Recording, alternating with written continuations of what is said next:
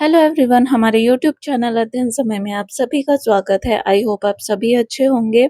आज के वीडियो में हम डिस्कस करेंगे साइकोलॉजी के कुछ इम्पोर्टेंट क्वेश्चंस जो कि प्रीवियस ईयर में पूछे गए हैं।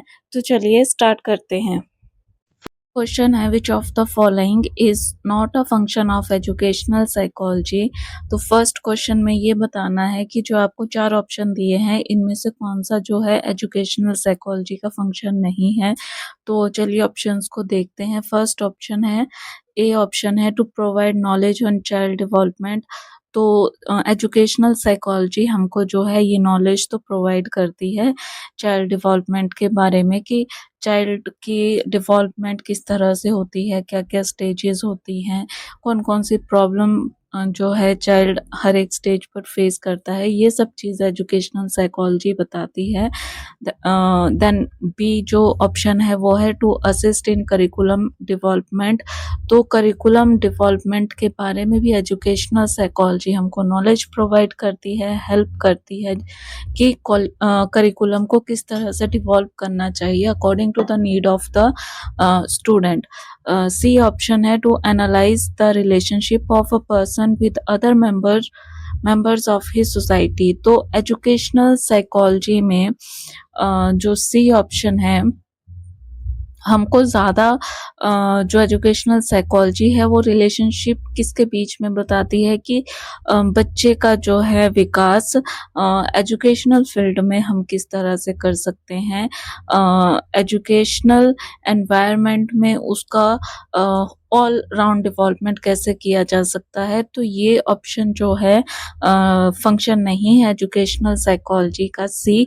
और डी ऑप्शन देख लेते हैं, to help identifying suitable methods of teaching. Educational psychology हमको जो है टीचिंग के मेथड्स के बारे में भी बताती है according to the need of student. तो इनमें से जो करेक्ट आंसर है वो है सी ऑप्शन, जो कि है to analyse the relationship of a person with other members of his society. ये एजुकेशनल साइकोलॉजी का फंक्शन नहीं है। सेकंड क्वेश्चन है, mental age and chronical age of a student are 8 and 8 respectively, then his IQ will be। Mental और chronical age student की दोनों हमारे पास 8 और 8 दी है, तो हमको IQ बताना है। तो जैसे आपको पता है कि IQ का फॉर्मूला होता है MA/CA मल्टीप्लाई 100। तो यहाँ पर मेंटल एज भी 8 है और क्रोनिकल एज भी 8 है, एंड मल्टीप्लाई करेंगे हम 100 से तो 8 कैंसल हो जाएगा, 100 हमारे पास बचा। तो 100 जो है किसका IQ होता है, वो होता है एवरेज लेवल का IQ। तो इसका करेक्ट आंसर आपके पास आ गया बी। थर्ड क्वेश्चन है, an important aspect of all learning is. तो थर्ड क्वेश्चन में पूछा है कि सभी लर्निंग के लिए सबसे ज़्यादा ज़रूरी पहलू क्या होता है, सबसे ज़्यादा इम्पॉर्टेंट एस्पेक्ट क्या होता है सभी लर्निंग के लिए। तो ए ऑप्शन है इमिटेशन। इमिटेशन के थ्रू भी लर्निंग होती है पर ये इम्पॉर्टेंट एस्पेक्ट नहीं है। छोटे बच्चे जो हैं इमिटेशन के थ्रू लर्निंग करते हैं, बट जब बच्चा बड़ा होने लगता है तो उस टाइम पे उसका इमिटेशन एक इम्पॉर्टेंट एस्पेक्ट नहीं रह जाता।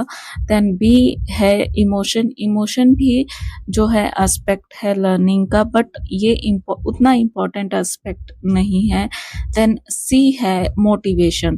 तो जब तक बच्चे में मोटिवेशन नहीं होगी वो किसी भी तरह की लर्निंग करने के लिए रेडी नहीं होगा। तो सबसे ज़्यादा एसेंशियल एस्पेक्ट लर्निंग का होता है motivation. And D stress. Stress का तो लर्निंग से कोई ज़्यादा बड़ा लिंक नहीं है। स्ट्रेस जो है बिल्कुल भी इम्पॉर्टेंट एस्पेक्ट नहीं है लर्निंग का। अगर स्ट्रेस लोगे तो फिर लर्निंग कैसे करोगे। तो सबसे इम्पॉर्टेंट एस्पेक्ट है मोटिवेशन। बिना मोटिवेशन के लर्निंग जो है पॉसिबल नहीं होती। तो करेक्ट आंसर है सी, मोटिवेशन। क्वेश्चन है, dash is not an element of creativity. तो इनमें से क्रिएटिविटी का कौन सा एलिमेंट नहीं है। सबसे पहले ऑप्शंस हम देख लेते हैं। ए ऑप्शन है मेमोरी। तो मेमोरी क्रिएटिविटी का एलिमेंट नहीं है। Then B fluency, fluency creativity का एलिमेंट है। क्रिएटिविटी के 4 एलिमेंट कौन कौन से हैं? फ्लुएंसी, देन उसके बाद ओरिजिनलिटी, देन उसके बाद फ्लेक्सिबिलिटी, देन उसके बाद है इलेबोरेशन। तो फ्लुएंसी भी क्रिएटिविटी का एलिमेंट है, फ्लेक्सिबिलिटी भी आपके पास दिया है, ओरिजिनलिटी भी क्रिएटिविटी का एलिमेंट है, बट मेमोरी जो है यहाँ पर क्रिएटिविटी का एलिमेंट नहीं है। तो 4th क्वेश्चन का करेक्ट आंसर है आपका ए, मेमोरी। देन 5th क्वेश्चन है cause effect relationship is studied through which of the following method? cause effect relationship हम कौन से मेथड में स्टडी करते हैं? एजुकेशनल साइकोलॉजी के कौन से मेथड में जो है कॉज इफेक्ट रिलेशनशिप के बारे में स्टडी करते हैं? तो ये आपने वीडियोस में देखा होगा। तो इसका करेक्ट आंसर होगा clinical method. Then 6th question है unusual repetitive behaviour and slash or a tendency to engage in a restricted range of activities are the symptoms of। तो अनयूजुअल जो रिपीटेड बिहेवियर करता है बच्चा, जो कि अनयूजुअल होता है, नॉर्मल नहीं होता, एबनॉर्मल रिपीटेड बिहेवियर को रिपीट करता है, और रिस्ट्रिक्टेड जो एक्टिविटीज़ नहीं करनी चाहिए उन एक्टिविटीज़ में वो एंगेज होता है। तो ये किसके सिम्टम हैं? कौन से डिसऑर्डर के सिम्टम हैं? ए ऑप्शन है ऑटिज्म, बी ऑप्शन है मेंटल रिटार्डेशन, सी है हियरिंग डिसऑर्डर एंड डी है स्पीच डिसऑर्डर। तो इसमें से करेक्ट आंसर क्या होगा? इसका करेक्ट आंसर है ऑटिज्म। ऑटिज्म के बच्चे जो हैं वो रिपीटेड बिहेवियर करते हैं, और वो उनको जिस चीज़ के लिए मना किया जाता है, जिन एक्टिविटीज़ को करने के लिए मना किया जाता है, उन एक्टिविटीज़ को करने के लिए वो उनमें क्यूरियोसिटी होती है। तो इसका करेक्ट आंसर है ऑटिज्म। 7th क्वेश्चन है when the conscious mind of a person is focused on some object slash activities it is called. जब कॉन्शियस माइंड पर्सन का किसी भी एक्टिविटी पे फोकस होता है तो उसको क्या बोलते हैं? ए ऑप्शन है अटेंशन, बी है रीजनिंग, सी है इमेजिनेशन, डी है क्रिटिकल थिंकिंग। तो जब कॉन्शियस माइंड, अटेंशन के लिए क्या ज़रूरी है कि आप कॉन्शियस हो, है ना? तो जो ए ऑप्शन है इसका करेक्ट आंसर अटेंशन होगा, क्योंकि अटेंशन के लिए माइंड का कॉन्शियस होना ज़रूरी है।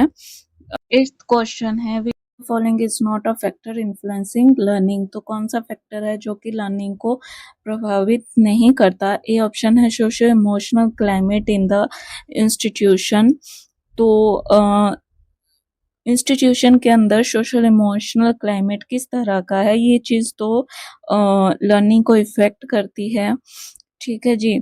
देन बी ऑप्शन है प्रोविजन ऑफ फीडबैक। फीडबैक का प्रोविजन भी जो है लर्निंग को इन्फ्लुएंस करता है। अगर बच्चा अच्छा रिस्पॉन्स कर रहा है और टीचर उसको फीडबैक नहीं देगा तो बच्चे को एक तरह से वो मोटिवेशन महसूस नहीं करता कि मैं इतना एफर्ट लगा रहा हूँ और मेरे को कुछ भी फीडबैक नहीं मिल रहा, और एक तरह से उसको डायरेक्शन भी नहीं मिल पाती। देन सी ऑप्शन है ट्रांसपोर्टेशन फैसिलिटी। तो इसमें क्वेश्चन में आपसे पूछा है नॉट। ये चीज़ आपको हमेशा ध्यान रखनी है, ये कंफ्यूज करने के लिए क्वेश्चन पेपर में डाला जाता है। तो यहाँ पर नॉट पूछा गया है। तो ट्रांसपोर्टेशन फैसिलिटी जो है ये चीज़ लर्निंग को बिल्कुल भी इन्फ्लुएंस नहीं करती है। डी ऑप्शन है एस्पिरेशन लेवल ऑफ लर्नर का एस्पिरेशन लेवल कैसा है वो चीज़ जो है लर्निंग को इन्फ्लुएंस करती है। तो 8th क्वेश्चन का करेक्ट आंसर है C option transportation facility. 9th question है which of the following statement is true about human development. हमको ह्यूमन डेवलपमेंट के रिगार्डिंग ट्रू स्टेटमेंट बतानी है। ए ऑप्शन है human development is natural process. तो ये स्टेटमेंट एकदम करेक्ट है कि ह्यूमन डेवलपमेंट एक नेचुरल प्रोसेस है। बी ऑप्शन है human development is possible without growth. तो जो ह्यूमन का डेवलपमेंट है वो ग्रोथ के बिना पॉसिबल है, ऐसा बिल्कुल भी नहीं है। ये स्टेटमेंट इनकरेक्ट है। सी है, human development is completed by maturity. Human की डेवलपमेंट कब कंप्लीट होती है, कैसे कंप्लीट होती है? मैच्योरिटी से उसकी डेवलपमेंट जो है कंप्लीट होती है। ये स्टेटमेंट भी करेक्ट नहीं है। डी ऑप्शन है, ह्यूमन डेवलपमेंट इज क्वांटिटेटिव। ये स्टेटमेंट भी बिल्कुल करेक्ट नहीं है, क्योंकि ह्यूमन डेवलपमेंट जो है क्वांटिटेटिव होने के साथ साथ वो क्वालिटेटिव भी होती है। ठीक है जी, तो 9th क्वेश्चन का करेक्ट ऑप्शन है A option, human development is a natural process. Then 10th question है, who conducted that language and social cultural environment play a vital role in cognitive development of a child. तो ये किसने conclude किया था कि language और social cultural environment जो है बहुत इम्पॉर्टेंट रोल प्ले करता है बच्चे की कॉग्निटिव डेवलपमेंट के लिए, तो वो है वाइगॉस्की। देन इसका करेक्ट ऑप्शन हो गया ए वाइगॉस्की। देन और जो बी ऑप्शन है ब्रोनर, इन्होंने लर्निंग के मोड बताए हुए हैं।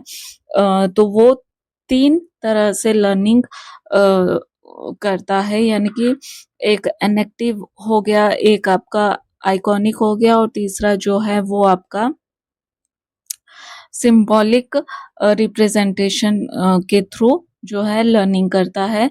सी जो एरिक्सन है, उन्होंने साइको सोशल डेवलपमेंट की बात की हुई है। और जो कोहल वर्ग है, इन्होंने मॉरल डेवलपमेंट की थ्योरी दी हुई है, जिसमें कि उन्होंने 3 लेवल और 6 स्टेजेस बताई हुई है। 11th क्वेश्चन है, which of the following is the SR theory of learning without reinforcement. तो इनमें से कौन सा जो ऑप्शन आपको दिए हैं, इनमें से कौन सा है जो कि एसआर थ्योरी नहीं है लर्निंग की विदाउट बिना रिइंफोर्समेंट के? ए ऑप्शन है Thorndike trials and error theory.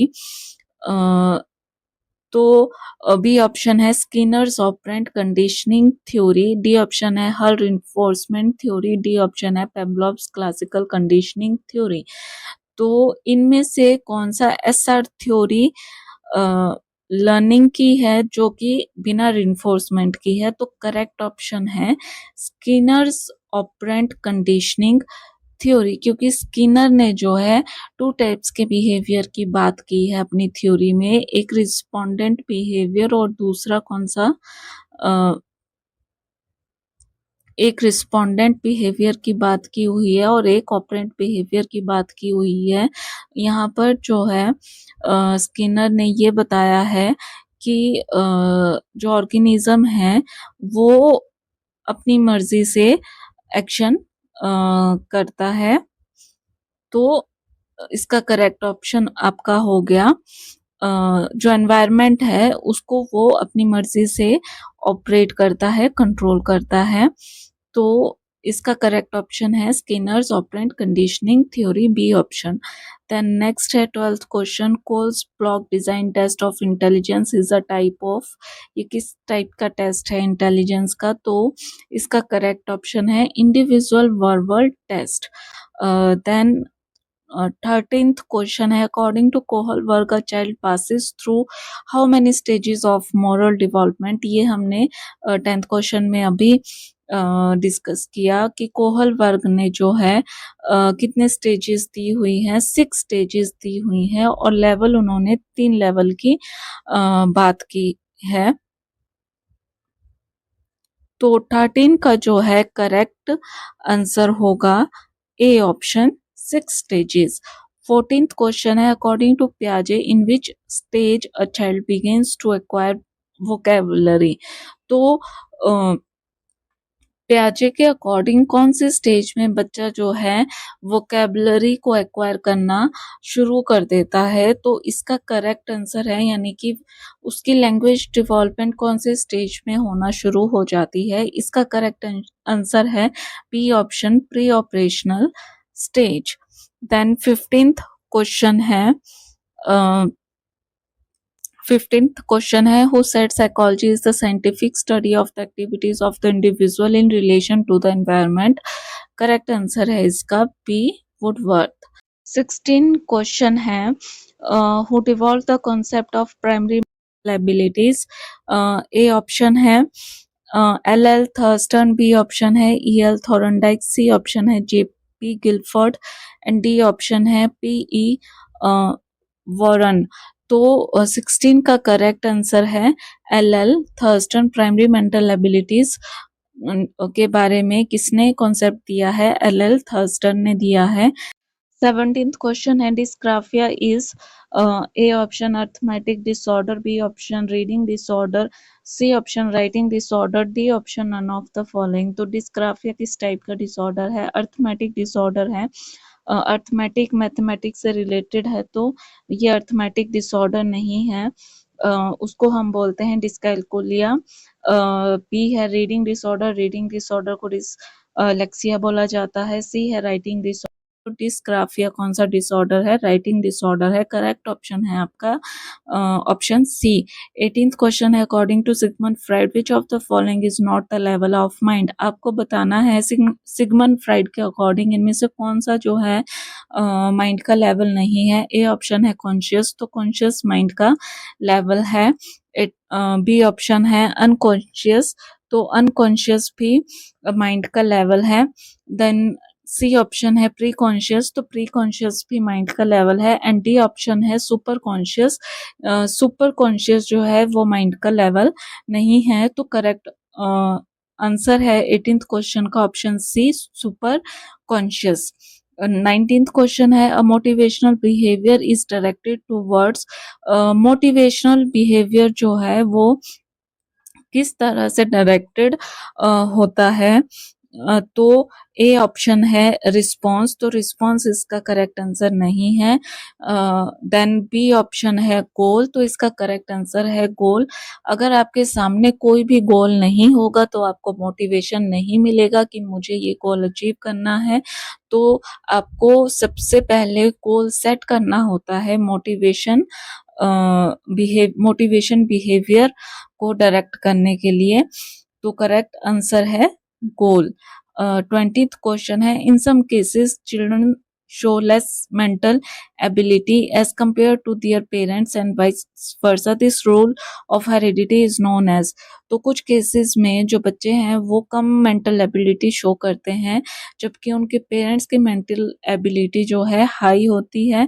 वैसे ही वाइस वर्सा हो गया, बच्चों की हाई होगी और माता पिता की कम मेंटल एबिलिटी होगी। तो ये हेरिडिटी का कौन सा रूल है जो कि फॉलो करता है? ए ऑप्शन है law of resemblance, B option है law of variation, C option है law of Mendel, D option है लॉ ऑफ रिग्रेशन। तो 20th का करेक्ट आंसर होगा लॉ ऑफ रिग्रेशन।